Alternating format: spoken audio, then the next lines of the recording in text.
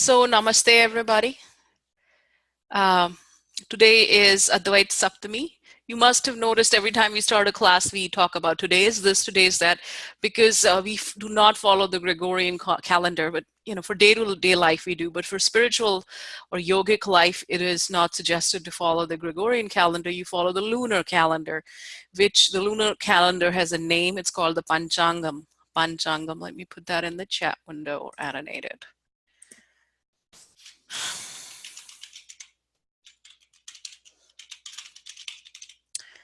So today, by that day, is Saptami. This is the 7th day. It's the 7th day, Saptami. So you have 15 days of waxing moon and 15 days of waning moon. So this is the 7th day after either no moon or full moon.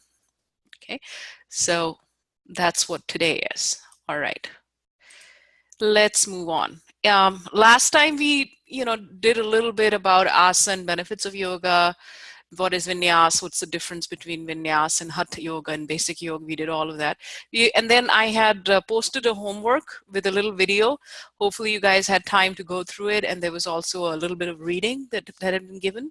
So I'm sure you all did it. If you didn't, please go back and do it. So today what we are talking about is we're just going to take maybe 6 or 7 asanas that I'm comfortable with, that I would teach in a class, and I have taught in a class. Because when I'm doing a class, they're all my clients. Many of them are, women in their 60s, and that means women in 60s, all of them, or even men in their 60s, even 70s. They're all in Vata stage of life, aging. So the kind of asanas that is given at that time, you have to take into account the age. And then I'm a kapha. I do not give very fast instructions. I just do it really, really slow. So they seem to like it. I like it too. So anyway, if you're doing a class or even if you have a client who is vata and you have to suggest some asanas, so you're going to take some particular asanas for vata person. And the idea is you're not just balancing the vata person, but balancing anybody who is experiencing a temporary vata at that time. So the Mahabhutas that we're going to be balancing is air and space. So if you're a Pitta person and you're in a cold climate in Canada, I think Ashley is in 31 degrees Celsius. Every time I cold, I tell myself that, look how cold they are. And so you want to balance that element at that particular time when you're in a very, very cold climate, right? And so at that time, it doesn't matter what your dosha, what your prakriti, what your vikriti is, you need to balance vata. I mean, think of it this way. Have you been out in the snow? It's maybe freezing or maybe below freezing, but there is no wind. So if you wear a big, nice coat and you're all bundled up and you go out, you can take it. But if it is not even freezing, it's maybe 10 degrees.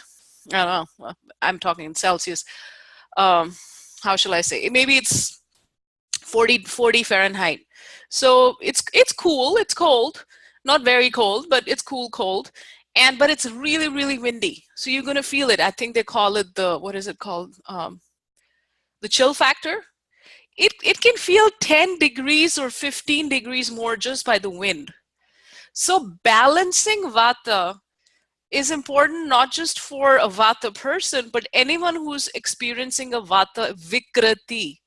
So that doesn't mean that I'm a kapha, I shouldn't do these poses. Of course I should.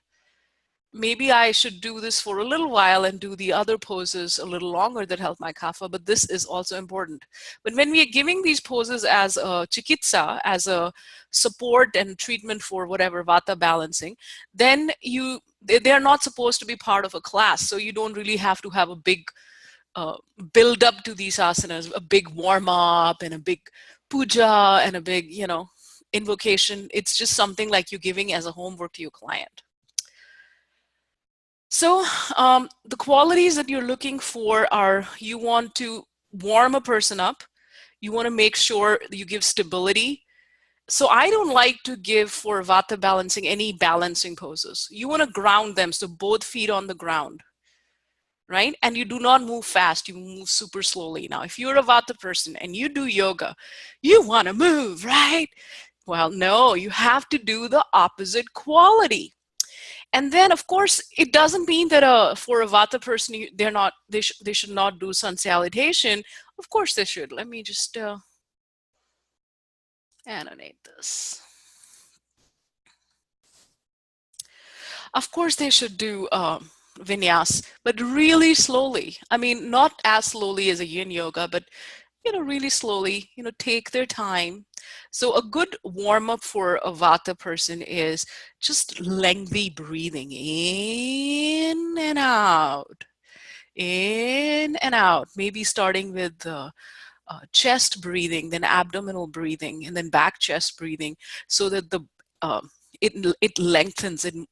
And after that, they can go on to their poses. And grounding feet and making sure feet are touching the ground. There is important drishti. Does that everybody know what drishti is? Drishti is the gaze. We use the word drishti for it. It defines where energy flows. So basically our eyes, wherever we are looking, wherever our eyes go, the energy of our body, the prana is flowing where our eyes are going. In fact, in Vedic culture, if someone looks at you, we call it the word evil eye. So if someone looks at you with love, or you're longing or love, they are transferring energy to us, right? And if someone looks at us in an envious way, they are transferring that enviousness. So in India, we say, oh, this person has drishti. Even in Turkish culture, I don't know if Shan is here today. They'll have the evil eye thing. There's an eye. I had another student from Turkey who got me this garden ornament from Turkey, which looked like an evil eye. So that's what drishti is. So even when we are doing yoga, we are basically moving our prana, we are moving our chi, we are moving our energy, and that energy is now, it's collecting up in our eyes, and we can let it flow, and we can define it.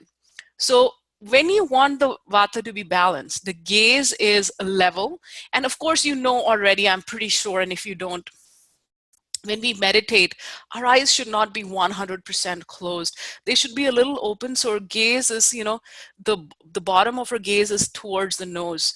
And the reason for that is if our eyes are 100% completely closed, our mind is going to go, oh my God, I need to get a manicure and get that nail thing. Oh, I need to call that person. Mind chatter starts. But if they're open just a slightly bit, you can define them. I've been practicing meditation for many, many years since I was a child. I think I was 4 or 5 years old when my father was a very famous meditation teacher, and his guru before that. So he started me off, but he would take a little penny equivalent and he would put it on my third eye, and he would press it, and he said, bring all your energy to that coin. And so, of course, a little me, I was like squinting my eye, looking up. But yeah, I think the reason that I'm psychic and intuitive is years and years and years of him. Because he would do that. And, a little girl, she wants to sit with her dad, so I would sit with him. And he had this big, uh, a tiger mat, and he would sit and do his yoga and tapasya there in the morning, like he would get up 3 a.m. And sometimes if I was up early, then I would sit with him, and I would pretend to meditate because I didn't know what I was thinking. But the idea is I learned about drishti and controlling drishti at that age. Unfortunately, we don't learn to control our drishti because drishti is not a concept in the West. It is simply our gaze. Just think of it. If you are a mom and you have a toddler and the toddler is running away, you just give that look, right? The look. So that would also be part of the drishti. When we are doing a yoga or a meditation practice, drishti can, if you look up, so for a kapha person like me, I want to move, right? Then I should always look up. Just looking up will, it removes tamas. It starts the rajas. So we don't want a vata person to become more rajasic. So the gaze is either straight or down, as if you're looking towards your nose. I know that's kind of hard, and I'm talking so much about the drishti, but it defines what you're getting out of your yoga pose. And if you've had a different experience, please share on the chat. And so like I said, just because it's a Vata yoga for Vata person or balancing Vata or one of the five Vatas, it still has to be slow and fluid, but the pace is gentle. I mean, take your time. And like I said, I mean, for me, my clients usually will be, maximum class I've taught is like 6 people, and everybody was old. And so for me, I was will be going around, giving everybody props because now their knee is stuck in that pose and I have to help them out. So it's a completely different ball game there. But yeah, if you're actually already a yoga teacher, remind that yoga is not a class where you're exercising your body, your mind, your spirit, and balancing yourself. So if they're coming in to burn calories, then they might be disappointed, but they're coming in to calm their mind, that intention. So maybe reminding them during a class is good. And if you're just not a yoga teacher, you're just giving a few poses to your client, then just let them know, tell them to find a class which says gentle yoga, right? And that is important because if it's they're moving really fast, do this. Uh, um, and also imagine if you're a kapha person, and this is my example. I am always the last person. People are already on their second sun salutation, and I'm just coming back out of my Tadasana. It's just always, it's so embarrassing, I swear.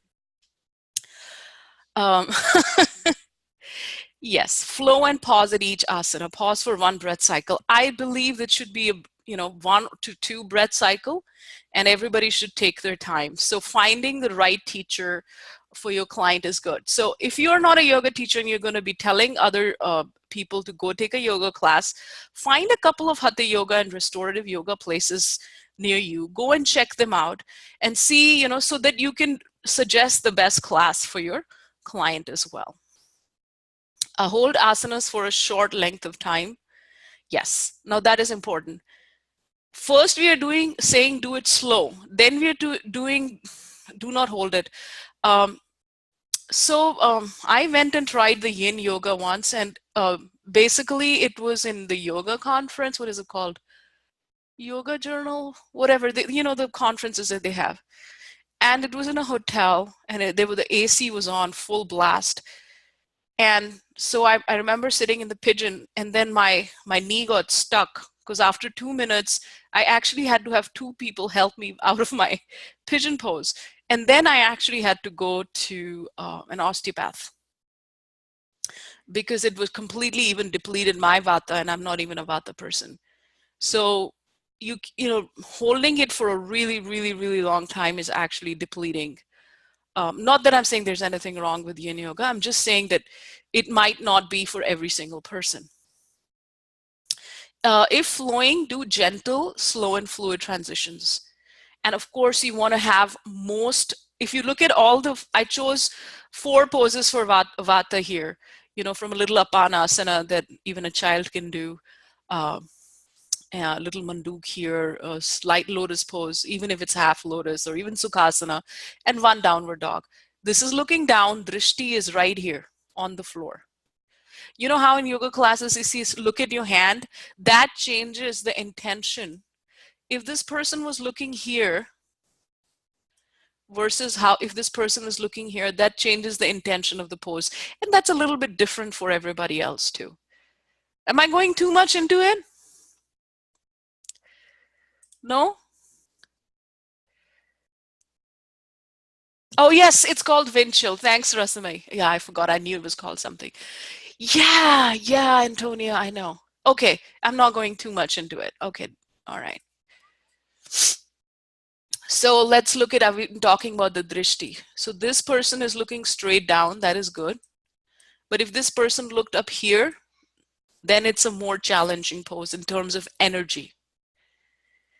Here, if you're in lotus, I'm sorry, this was supposed to be her nose. You kind of look towards your nose. And where am I getting my information from?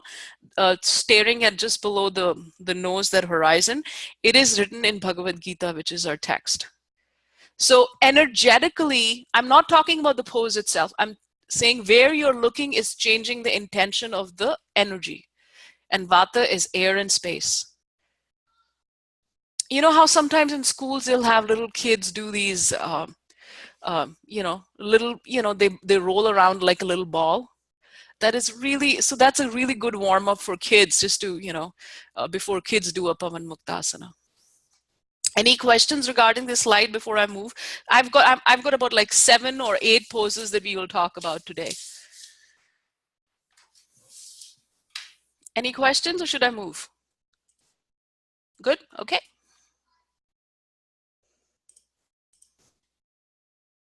So like I said in the beginning, you have to look at the age. Either my clients are, have aches, pains, osteoarthritis, postpartum, suffering, recovering from surgery. So I get those. So for me, age, everything is important. So what I went, and I started this practice back in San Diego because I may not be able to give them what they're looking for. So I go and check out all the local yoga classes. I check out different teachers, different ages, and then I have their number and I can tell them. Like right now, I just found a really awesome yoga therapist locally, and she came to me for Ayurveda. And then when I did a class with her, she was amazing. So I've been, suggesting her to people who live near her. So what it does is it also creates, when you do cross referral, it creates a good community. I mean, I don't know if any of you do that. So you look at the age, the manner and attitude in which the asanas are practiced, mind frame. This is something you'll have to, unless you're a yoga teacher, if you're just doing counseling, you're just suggesting go to this yoga teacher or try to do this kind of yoga. And when you tell a person go find a restorative yoga and do it, they're not going to do it. You have to find the restorative yoga. You have to go check out the class so you can tell them with authority. I have checked some of these classes in this yoga studio. They're pretty good. You should try that. If you haven't tried it, then they might not say, instead of saying go do this, how about trying this particular yoga teacher in studio? Like today I had someone who wanted to get Netra Darpan done. I actually called up all the Panchakarma therapists in Austin area, trying to find out if anybody else could help me with my client.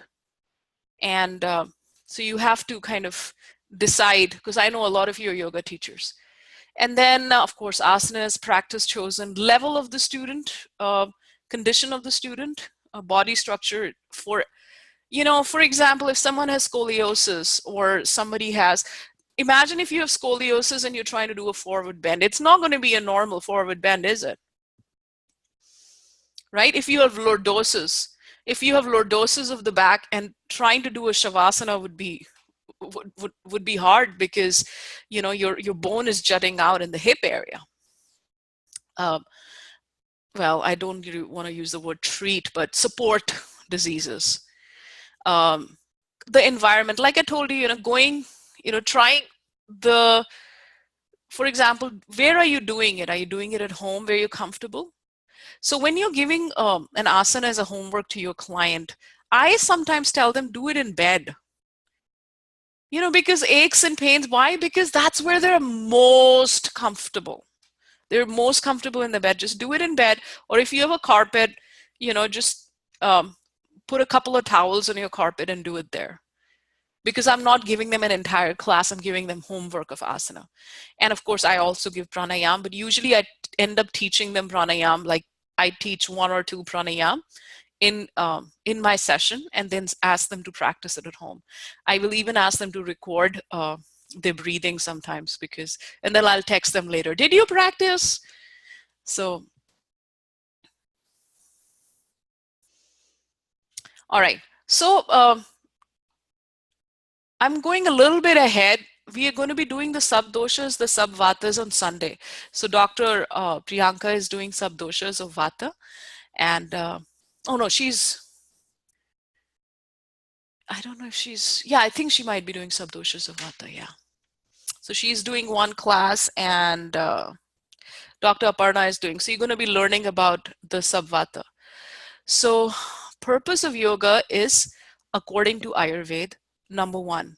Purpose of yoga obviously is to be one with the God, one with the divine. We know that. But you can also have sub-purposes within it. From an Ayurvedic perspective, as an Ayurveda counselor, what is yoga going to do for me is I am going to use the practice of yoga for my client to help balance their 5 Vayus. Vayus and Vata mean the same thing.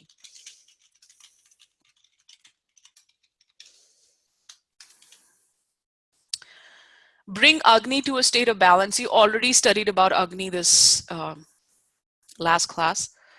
Balance the flow of energy in the nadis, and nadis are, you know, your energetic channels in the body. And of course, anything that helps Vata is usually a good restorative pose too. Now, a couple of poses look very hard and you look at it and think, oh my God, but no, it is not as hard as it looks, because we will talk about there are some pictures that I have that are on the internet and I can't record that portion. So when I share the pictures or information on the internet, I will stop recording for that few seconds, just to let you know. All right, very quickly, let's look at the subtypes of Vata. We haven't covered it, have we? Yes, no? Have we covered the subtypes of Vata yet? I don't think so, right? Yeah, for your group, we haven't done it. For the other group, we have. Okay, good. So I will, for the other group, the new group, I'm very quickly going to just do a quick review. Here we go. Let's look at the, now Vata resides in the whole body. The sthana of the Vata is colon, which is its main domain. Just like you, even though you live in your entire house, it's your bedroom where you go and rest. So think of Vata, it lives in the entire body, but it kind of rests here. Prana is the vital force, it's life-giving, it resides in the head. Imagine if there's no oxygen in the brain, a person is going to pass away. So that oxygen in the brain is also prana, and the vital force is also prana. Udan is upward movement to sustain memory. So here is the movement of Udan, right? So if someone is Udan is disturbed, we give Jalandhar Bandh, we give a lock on the neck to help that. Vyan, vehicle of circulation, pulsation. Pranayam helps this as well. Also Udan, chanting will help. This is circulation, the cardiovascular circulation. Saman, balancing digestion, assimilation of food. As soon as we eat food, it moves from the stomach to the duodenum, which is the first part of the small intestine. And that place exactly where it's moving, that duodenum area, that is when, if you're eating food that is heavy, that as soon as the food enters there, this is when you will feel heavy and gas and bloating, because that means you've eaten food that is not getting digested and moved there. That causes that feeling of heaviness. So to balance that, Apan, and of course, you know, there's an asana called Apanasana or Pavan Muktasana, which basically is a elimination of semen, urine, and feces and fetus. And of course, my 12-year-old, my teenager, loves to call it, you know, by the different names, because he finds it so funny that there is an asana for flatulence, and that's going down. All right, very quickly. Apana Vayu. Apana Vata, Apana Vayu. So there are 5 sub-Vatas. Apana Vata resides in pelvic cavity, colon, urinary tract, vagina, cervix, testicles, prostate. And we already know this. Some of us, others don't. So, but we will be covering it on Sunday for the new group. So if we have someone, a client who has constipation or diarrhea or leaky gut or retention of urine, no menses or heavy menses, premature ejaculation, low libido, maybe postpartum, a woman, you know, everything is really loose down there after she is given a vaginal birth. At that time, we are going to be focusing on that area and the yoga for that area. Just a few examples, not a lot, that you could give out as homework. One, I've chosen 3 here: Mala Asana, Baddha Konasana, and Pavan Muktasana. So let's look at it. So this is one variation of Mala Asana. Mala is a garland. Actually, Mala is a garland. This is actually wrong. Let me go and change it. It is not Mala Asana, it's Mala Asana. That is incorrect. Can anybody tell me the meaning of Mala? Samadosha, Samadhatu, Samamala. He did that. Dr. Aparna did that last week. Samadosha, Samadhatu, Samamala, Agnishcha.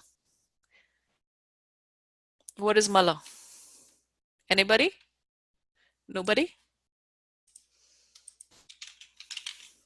You know, like, yes. I don't know why this garland came, because the word for garland is mala. Then the A is like this. It's a long A, mala. And waste product is mala. Mal. Mala, mala. That is garland. So yes. Yeah, bead is mala. Mala means waste product. So mala asana means one that helps apana vayu, that helps the waste lower part of the body. Does it make sense to you? So the reason you need to know what it, yes, I don't know why they call it the garland pose and where garland came from. Mala is garland or beads. Mala is waste product. For example, Adhomukh Shvasana. I don't know, every human being in the world says Adhomukh Shvanasana, downward dog. But when you make that Sanskrit grammar, when you combine the dog, Shvanasana together, the N disappears. It's Shvasana, not Shvanasana, but Atul talked about it for an hour once in a class. Okay, so Mala means waste, Malasana. Let's look at some variations here. Hang on, I'm going to share the couple of variations here.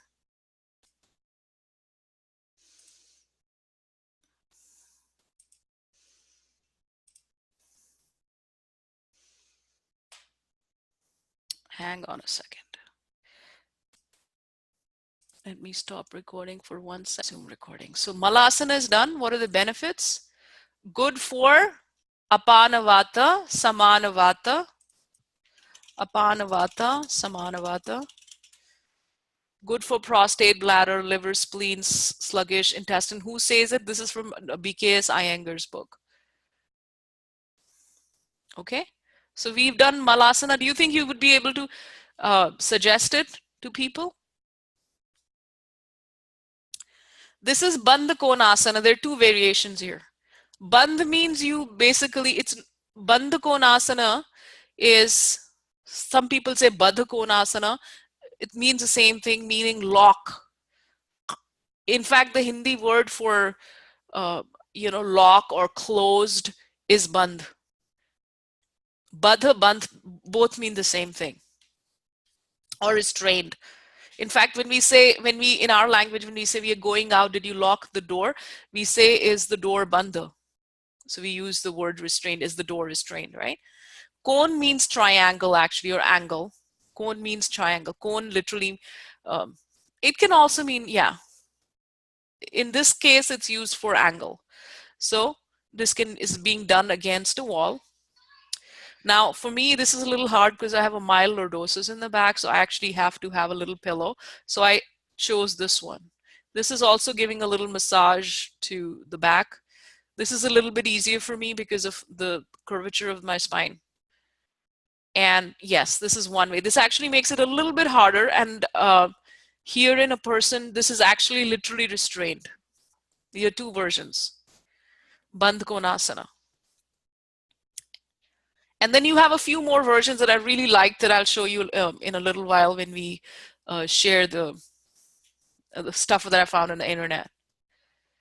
So this stimulates abdominal organs, ovaries, prostate, bladder, kidney, from stretches inner thighs, groins, knees, soothes menstrual discomfort. So it's a restorative pose if it is done restorative. So this would be slightly, it's acting on the back also. This one is a lot more restorative.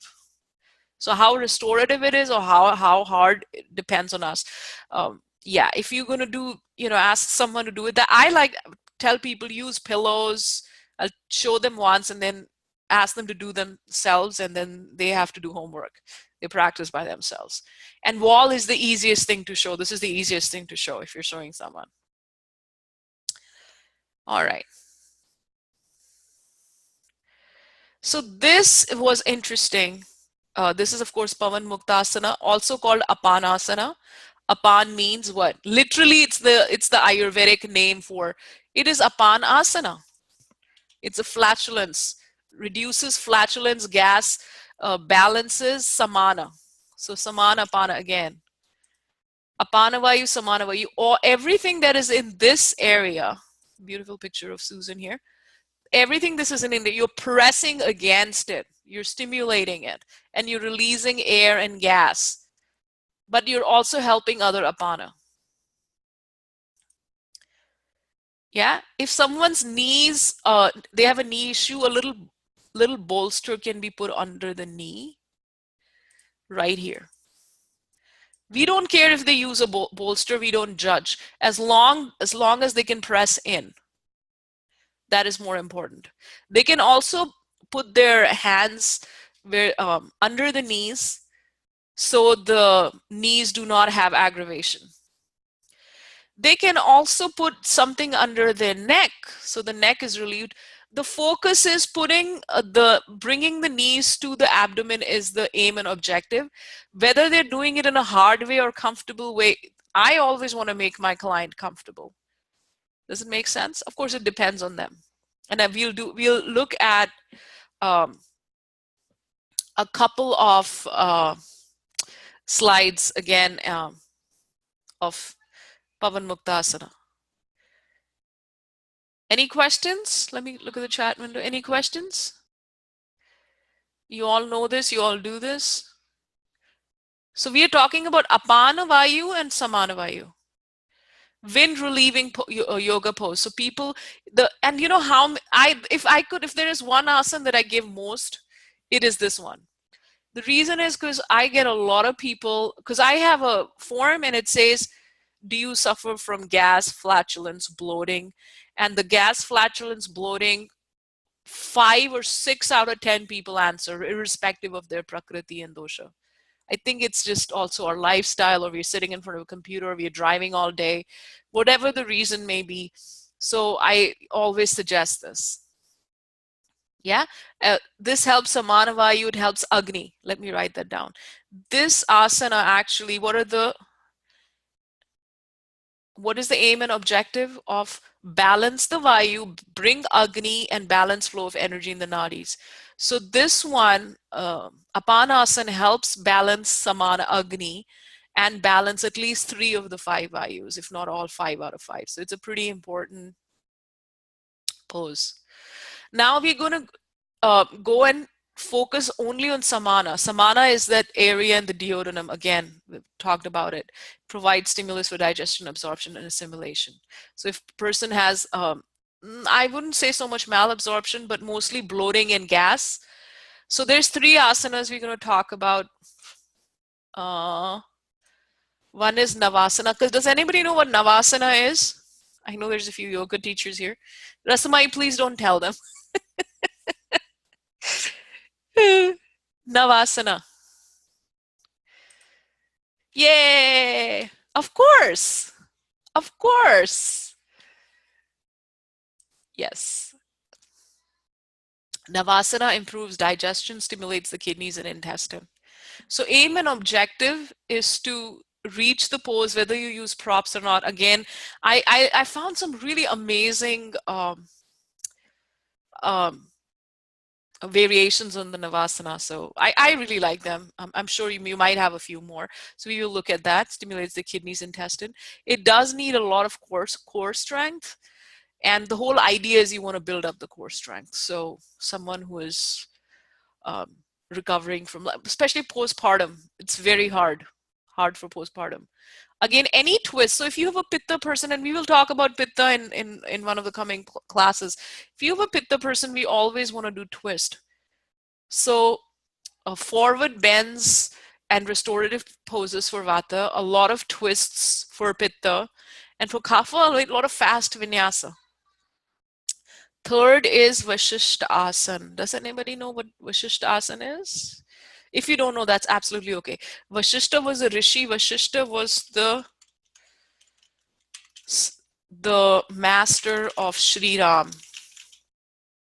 Sri Ram is an avatar, a manifestation of Lord Vishnu or Krishna, and his spiritual master and his teacher, Vashishta, was his teacher.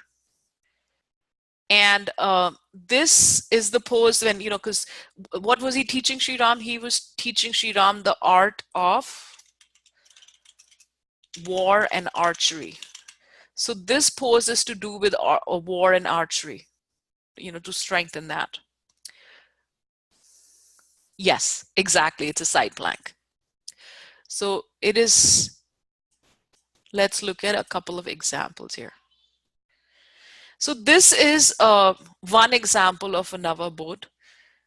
And of course, this can be done against a wall as well. You can put, like if there was a wall there, if you're just starting someone, where did it go? So you could take the help of the wall. This could also be, instead of here, this could also be with her, I'm sorry, this is my version of, this is leg and this is the foot. So toe might be touching the floor or just above the floor. This is a slightly harder version. Added to a wall, that is another thing that you do. Again, I will share pictures with you. Anything else? So, that way it becomes a little easy. All right. Relieves bloating, gas. Again, Samana VAYU. Tones the waistline, kidneys, and works on the liver. So these are taken from B.K.'s Iyengar book. From our perspective, again, anybody with constipation, because what are the main Agni issues for a Vata person? The main Agni issues for a Vata person or a Vata Vikriti, irrespective of their Prakriti, is always usually, let's write that down here. So if you have a Vata, if it's a textbook Vata problem with Agni, Agni is always variable. Constipation, variable appetite,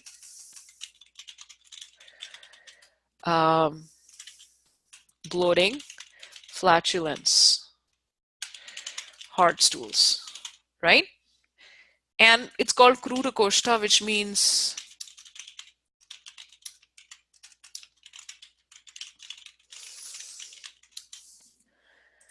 so usually, and you will, as you start seeing more and more clients, it really, you'd start dividing them into groups because you see that the problem, and it doesn't necessarily mean that only a Vata person is going to have constipation. You could have someone who has a disorder or disease on prescription medicine, and they might be getting constipation or variable Agni because of their medicine. Or maybe someone, has, is a combination dosha, or maybe it's temporary. But we are just right now talking about a textbook case.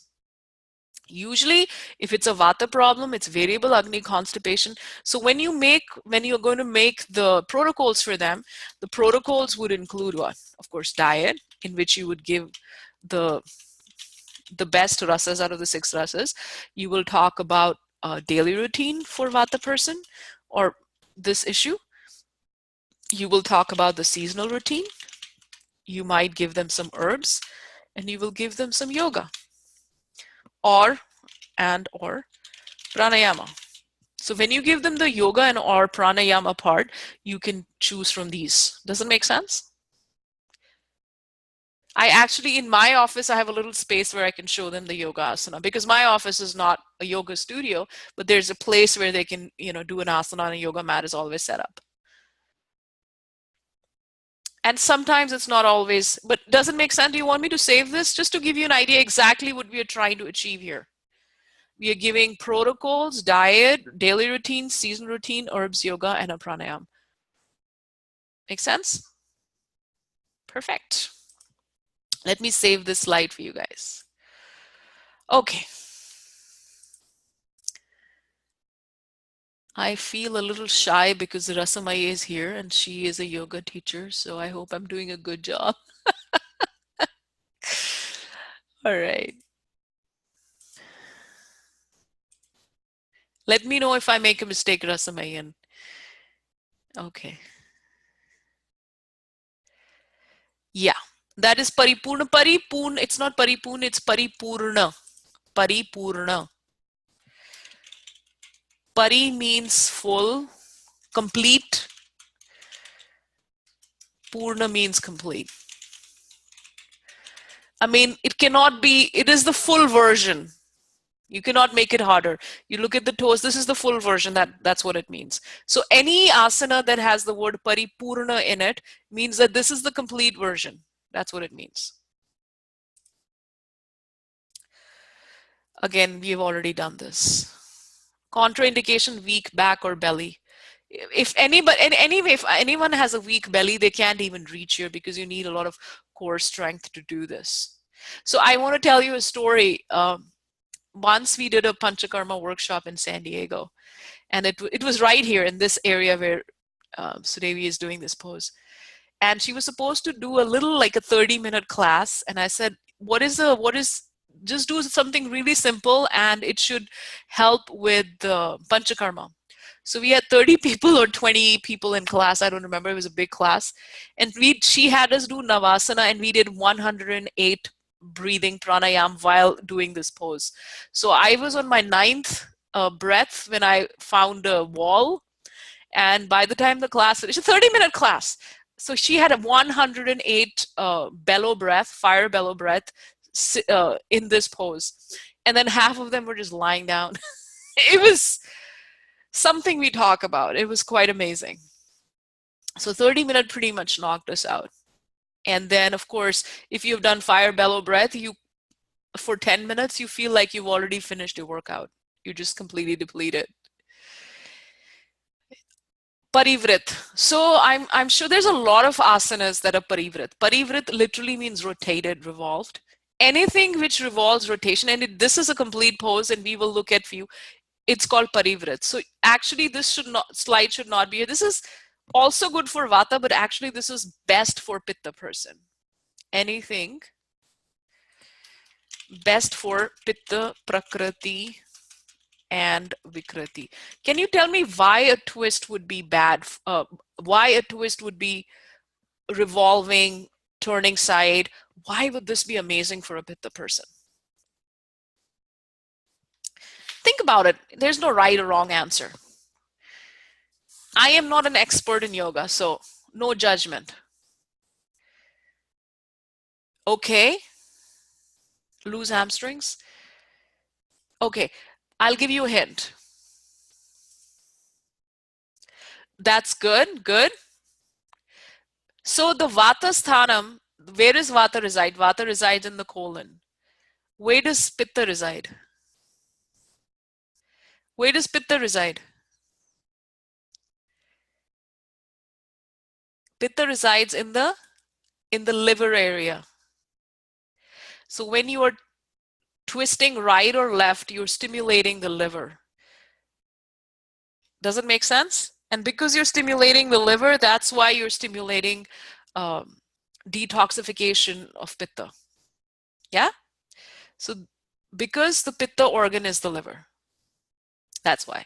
So this one, it's helping Vata, but it's also helping Pitta. And yes, yes, Heather, you already know this. Awesome. You're doing my job for me. So this is good. All right, let's clear this drawing. Parivrtta means revolved again. Benefits, liver and spleen. So liver is a Pitta organ. Let me write that down. What about spleen? What organ is spleen? Is that also Pitta? Anybody? Yes, it is Pitta, but it's also one more.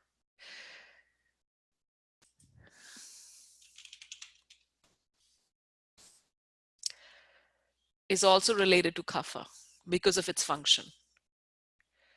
Usually liver is Pitta. Spleen is also, there is some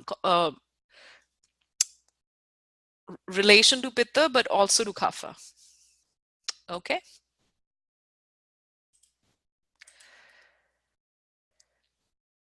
This is, of course, Supta reclining. Again, just looking at it now, tell me which dosha this would be for.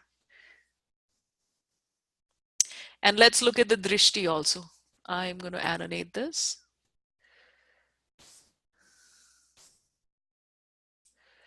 Not looking down, but looking up. Yes.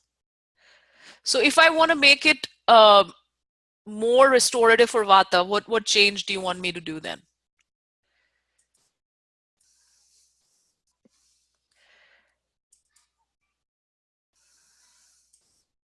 Thank you, Ashley. Then the gaze becomes downward, and maybe the legs don't cross. The legs are crossed here. Yes, exactly. You got it. You got it. You're getting exactly where I'm getting it. Because right now the focus is on stretching the sides instead of stretching the, yes, exactly. Great. Eradicate sluggishness of liver, spleen, pancreas, all pitta organs. But it's also helping the vata as well, because you're lying down, and it is affecting the, anything that affects the lower part of the body usually will also help vata, but it's not a primary vata. All right, this is interesting. I have never been able to do it like this, but I was able to do it like this when before I had my children, with the help of some props. So I will show you some props. Give me 1 second so I can put the prop site up. Hang on. All right, now we were here. So Parshvabhakasana, we said, so this could be on a, this could be, instead of arms, this could be a pillow, and this could be on a chair or a table or a sofa or a bed. So we did this. Abdominal organs, intestine, amenorrhea. Okay. All of these require very, very strong core. This is one version. I love this version of Vashishta, just to start off with. And of course, you can actually lift the leg up as well. Strengthens the lumbar and coccyx region. And now this is Vishwamitra. What would you do for a prop here? Any ideas? Simply just lie on the floor. So here's what I'm going to do. Instead of here just lying on the floor, have a couple of pillows, and actually even lying on a stool or a chair, and have a couple of pillows and do this, or actually, if not do this, have a towel or a prop that you can hold. Do you know where I'm getting at? Obviously, we are only going to give 1 or 2 asanas to our clients. We are not trying to create a whole yoga class, because this is not yoga therapy. This for an actual yoga therapist needs a lot more hours than the hours that we are giving you. So the idea is that if you're able to give a couple of asanas to either vata, pitta, or kapha person, then we are good. That's all we are trying to achieve. Wrist injury, in anything with involves weight, yeah, you have to look at wrist injury. Now we talk about VYANA VAYU. VYANA VAYU, one thing you will notice, we use the word VAYU a lot. We will not say VYANA Vata unless we are in a class. We all tend to use VAYU. VAYU and Vata means the same thing. It's pulsation, it's cardiovascular circulation. So lack of oxygen to the heart, edema, even someone with the hypotension or hypertension. This, I think I want to leave it here because we covered a lot, and this is something that we will pick up in one of the next classes. We were supposed to start Bhagavad Gita today, but I think I just kind of went over my 45 minutes, so we'll probably start it next week then. So we will go and yeah, we'll start off with the VYANA and kapha asanas in the coming week. Any questions?